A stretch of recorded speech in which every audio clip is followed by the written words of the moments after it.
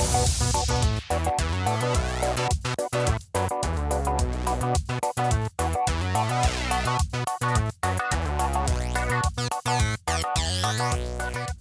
hello, welcome to Alyssa Jean's Reviews.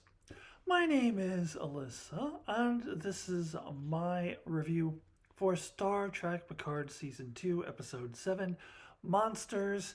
The standard spoiler warning applies if you have not seen up through the end of this episode. Blah, blah, blah. You know the drill. Spoilers. So, pretty great episode of television this week. My favorite part was the part when Moon Knight was fighting all those dudes, and then all of a sudden he turned into Stephen Grant and had the tuxedo on. And he was like, "Wait, guys, let's chill out here. Let's talk about this." And then he started getting his ass kicked, so he turned back into the regular Moon Knight, and they had put all these spears in him, and he still kicked everybody's ass. That was awesome. Remember that? And remember when Conchu at the end was like turning the stars around? That was awesome. So I've decided I'm just going to talk about Moon Knight from now on. I'll still call my review Star Trek Picard, but I'm just going to talk about Moon Knight. I'm kidding, of course. And if I were to talk about Moon Knight, I would give much greater insight to it than I was just doing. I was being silly. But seriously, though, Moonlight is a vastly superior show. Like, I watched them both, one day after the other. Like, I get up early on Wednesday and watch Moon Knight. I get up early on Thursday before work and watch Picard, and like the difference in quality is astounding. I would much rather be talking about Moon Knight right now, but I don't review Marvel shows weekly. I typically will review the Marvel shows after it's done, so I'll do a complete season review for Moon Knight when it's finished. But I always review Star Trek weekly, and it's a commitment, and I'm committed to it, and god damn it, I'm going to get through this season of Picard, and I'm going to review it every week, even though I don't really enjoy it at all. So, let's talk about this week's episode. Now, I want to take a more constructive approach this week and try not to do as much ranting and raving and screaming and cursing. And let's just break it down. Okay, so a typical story structure, and this is what they teach you in writing class. A story structure, and this has been used consistently throughout the history of Star Trek in a single episode. So you have the beginning, the setup, establishing the characters who are going to be in this episode, establishing what the conflict is going to be, and then part 2, you have the conflict, the obstacle to overcome, whatever the characters are dealing with in that episode. And then at the end, you have the resolution of that conflict. This is a pretty standard story formula. And it's kind of what they teach you to do. And within a serialized story or serialized television show, like modern Trek has become, you will have one single episode that has that format, but then you have the overarching format all throughout the season, and the singular episode is contained within that overall story. So you'll have your beginning setup, you'll have your conflict and resolution of the single episode, but you haven't resolved the whole story yet in a serialized story. And Discovery did a really excellent job of that this latest season for Discovery. And then either in a serialized or non-serialized story format, you can have a cliffhanger at the end of an episode where your story is not yet resolved. You leave on a cliffhanger and then you resolve it later, preferably the next episode. And an effective cliffhanger will really have you hooked, have you riveted, have you wanting more. And I can think of no more effective cliffhangers in all of television other than the best of both worlds from Star Trek The Next Generation. I think one of the greatest cliffhangers of all time. Extremely effective. So those are the standard, story formats. Now we have this episode of Picard. So we have our setup in the beginning. We have Talon getting ready to go in to Picard's mind and help him. And then we have kind of this intro with Picard with some unknown, Starfleet psychiatrist, kind of asking Picard to tell him a story, and we're kind of setting up for the conflict. And the conflict is the monsters going after Picard, which is a metaphor for Picard's mom, the monsters of Picard's mom, and Picard dealing with his past trauma. That's the conflict. And then we have the resolution that it turns out it was mental health issues for Picard's mom all along. Except that's not really the resolution, because there's more to it, but we're not going to tell you right now. We're going to save that for the end of the season, which is not really an effective cliffhanger. I don't even know if you can call it a cliffhanger at all. It's more like an incomplete story. So they just couldn't be bothered to finish that story because, no, we want to have the big reveal at the end of the season. So we're just going to just cut it off right here. We're not going to tell you what the rest of the story is. So there really isn't a resolution, and it isn't really a good cliffhanger. And what we're talking about here is halfway through the goddamn episode, or maybe 3/4 the way through. I didn't really look at the timestamp on it. So then after that is done, now we are starting anew with a new story, with a new setup. Now Talon and Picard want to get the upper hand on Q. And we want to summon Q, and so Picard wants to go see Guinan to do that. So the conflict is that this isn't working for Guinan for some reason. She's not able to summon Q, and then they get arrested. And then we have the cliffhanger there. So with the same characters, with Picard and Talon, we have two completely separate beginning conflict, sort of resolution, beginning conflict, cliffhanger in the same episode. That is objectively piss poor writing. That is objectively low quality writing and low quality storytelling. Maybe you're enjoying this season of Picard, and I don't begrudge you that. I know that some people are.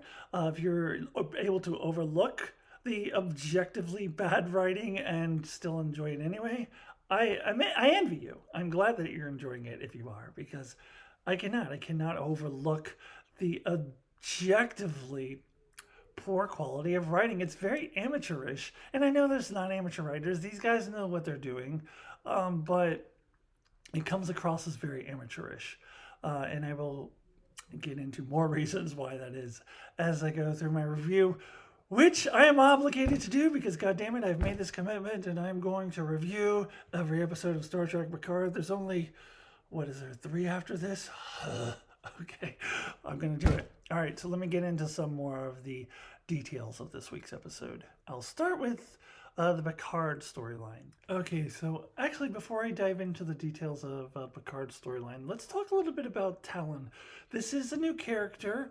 Don't be fooled, it actually is a new character, even if it looks like an old character. Just as I talked about with Renee Picard last week, I have not been given any reason to really care about Talon. I think the reason that they are trying to give me is that, oh, look, she looks like Laris, who I also don't particularly care about all that much. So this is what they did. They had this scene at the beginning of the season. Oh, Picard is going to kind of have a thing for Laris, even though she totally had a husband last season who has died off screen. But now he has a thing for her, so you should care about this character. And then she goes away, and let's introduce this brand new character who actually has nothing to do with Laris, except we're going to make her look exactly like Laris so that you will care about her because we want you to care about this character. I don't buy it. I don't fall for it. I'm not going for it. I'm not taking the bait. I do not care about this character. This show has given me no reason to, and I really don't understand what she even does. So she has some vague, unexplained connection to Gary 7 from Assignment Earth. It is something similar to that, except it's not, because it's different, because I'm a Romulan and they put me on Earth, and I'll get into that in just a minute. and she has these very plot convenient abilities to go into Picard's mind. How does she have this ability? And yes, I know that this is tangentially related to the abilities that she showed in the first episode that we saw her in when she was doing the Professor X thing and like taking over people's minds, which at the time I thought was pretty cool. Except that, how the fuck can she do that? She's a Romulan. Whether she's a human or a Romulan, how does she have this ability? Who gave her this ability? Who are these mysterious Gary 7 controllers, these people who send her out? I don't know any of this, so I have no reason to care about this character. She seems to have abilities that are convenient to the plot, which another character also has later in the episode, which I'll get to that in just a second. But you see how this is so clunky? There's no story flow. Characters just have abilities that they need to have for the convenience of the plot. And now, as far as her being a Romulan, all of a sudden, she pulls back her hair and is like, "Oh, look at my ears. I have pointy ears." But we very clearly saw round ears before. Very clearly saw round ears when she first appeared. It's not like the pointy ears were hiding behind her hair this whole time. That is bullshit. And once again, Star Trek is doing that thing where, an ancestor of a character looks exactly the same. And it makes absolutely no sense. The whole, usually we put Earthlings on Earth and Romulans on Romulus, but for plot convenience, they decided to put me a Romulan on Earth, so I can be Laris's ancestor, and they can reuse the same actress, and we could try to trick people into caring about this character who they actually have no reason to care about. So that's Talon. So she uses her plot convenient ability to go into Picard's mind. I have already talked a little bit about that whole thing with Picard's mom and the mental health and all that. We also get the introduction of this Starfleet Psychiatrist, and I was confused by this at first. Actually, at first, when he was off screen and you just heard his voice, I was like, is that Dr. Bashir? And later I realized that it's actually the same actor who played Dr. Balthazar in Battlestar Galactica, which is funny because I always thought that Dr. Balthazar was like the evil Dr. Bashir. Like, he reminded me so much of Dr. Bashir, except he was evil. So I always called him the evil Dr. Bashir in my mind. So it's kind of funny that when I first saw him, I was like, is that Dr. Bashir? but no, it's the actor who played Dr. Balthazar in Battlestar Galactica. And it turns out it's dun dun dun Picard's father. It's just bad writing. It's what I'm supposed to be impressed by this? I don't care. And honestly, I think they're trying to draw a through line between this unexplained trauma with Picard's mom to why Picard keeps people at an arm's length, why he's what was the word Council Troy used to use? I don't know. I'm not thinking of it right at the moment, but he's isolated. He keeps himself at arm's length from the crew and doesn't open up to a lot of people. So I think they're trying to use this as an explanation for that. Did we need one? Is this reminding me of Solo and the Kessler Run? Did we need the Kessel Run or whatever it was called? Did we need an explanation? I don't know. I mean, we went through 7 seasons of Next Generation without an origin story for this. I just figured that's who he is. That whatever. I don't need to know why. And I guess I would accept an origin story for it if it was a well-constructed story and it was engaging and interesting, but it isn't. So I don't know. I don't think we need an explanation for why Picard is closed off and keeps people at an arm's length. So, and then, like I said before, we don't get any real resolution because, we have to save the big reveal for the end of the season. All right, then we get into that second unrelated plot with the same characters.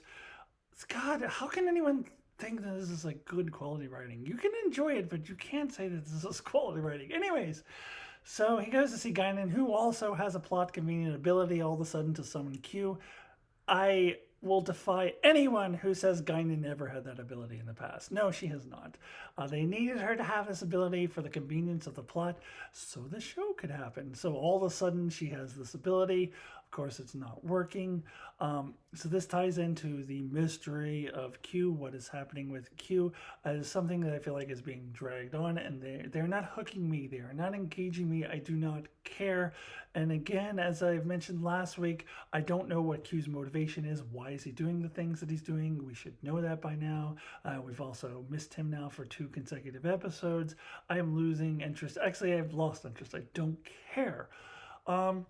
And then we have this cliffhanger, and I talked about effective cliffhangers earlier. This is a very non-effective cliffhanger, mainly because we already did the main character being arrested thing. We already did that this season. We're doing it again. Main character gets arrested, apparently for illegal beaming in. And I guess they're going to arrest Raffi and Seven as well, since they beamed out in front of a whole squadron full of cops. And then later, Seven acted all high and mighty. Well, we can't possibly beam Rios out in front of everybody because we've never done that before. And so they're going to go arrest them for illegal beaming, I guess. I just don't care. I just don't care. I really, really don't. All right. I guess I got some other characters that I will try to talk about very quickly.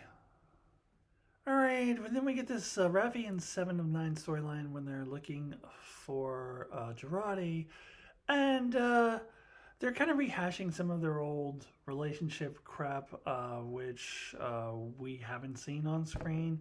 And I know that there was, that audio drama that I didn't listen to, and I was interested in listening to it after watching the season. I don't know that I am anymore, but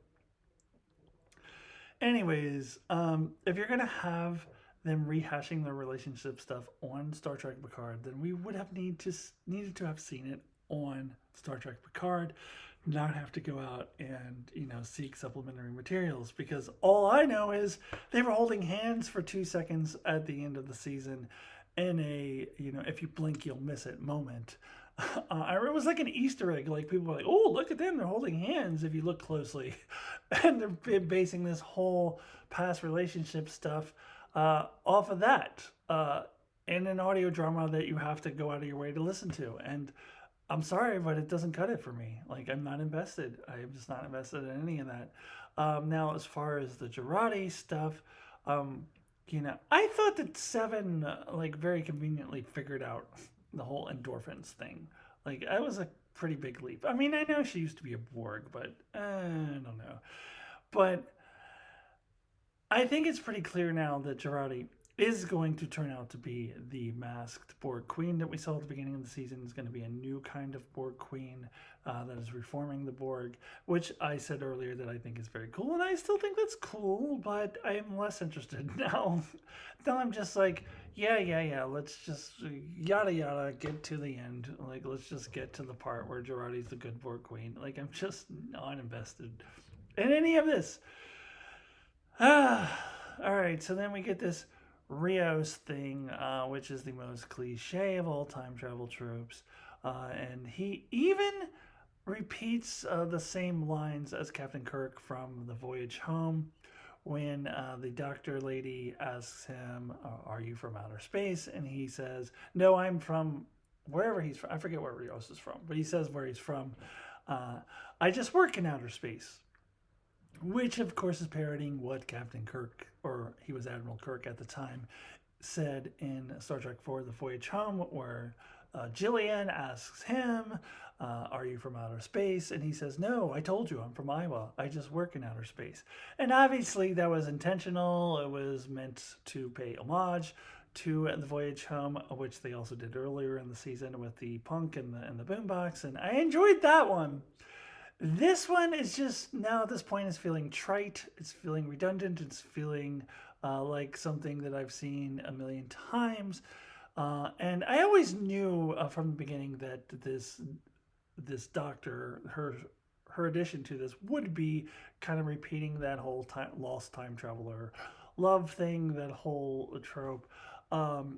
And I would have accepted it if the rest of the storyline, everything else is happening this season, was interesting and engaging and well constructed and well written.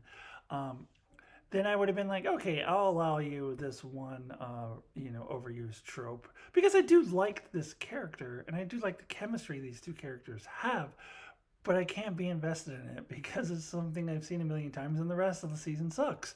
So if this was in the context is really king. If this was in the context of a really well written, well constructed, really interesting and engaging season overall, then I would be totally fine with it. But in this particular context, I just can't help but notice like how many times I've seen this same goddamn trope over and over again. And having him repeat the same exact line as Captain Kirk, Admiral Kirk, sorry, he gets demoted to captain at the end of that film. Having him repeat that same line, I'm not amused. I am not amused. All right, so let me go ahead and wrap this up with my rating out of 10. All right, everyone, my rating for Star Trek Picard Season 2, Episode 7, Monsters, out of 10 is a 3. I don't know, we'll throw a 3 up there. I almost even just don't care enough to even give it a rating anymore. It's just like, this is an obligation now at this point. This is a commitment that I have to slog through this. And I'd much rather watch Moon Knight and talk about Moon Knight. And I really look forward to Strange New Worlds. Hopefully Strange New Worlds is as good as I think it will be, because it will really clean my palate from this really bad aftertaste that I'm going to be left after Star Trek Picard Season 2. So I'm really looking forward to that. So yeah, whatever, a 3. All right, thank you so much for joining me.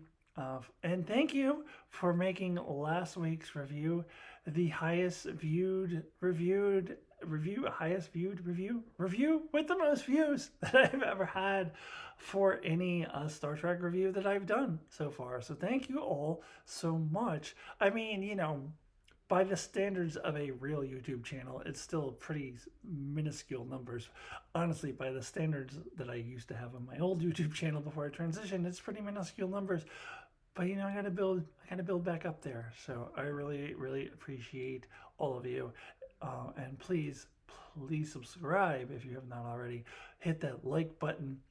And I hope to see you all next week as I slog through this season a little more. And then I promise you I will do a season-long review of Moon Knight when it is done.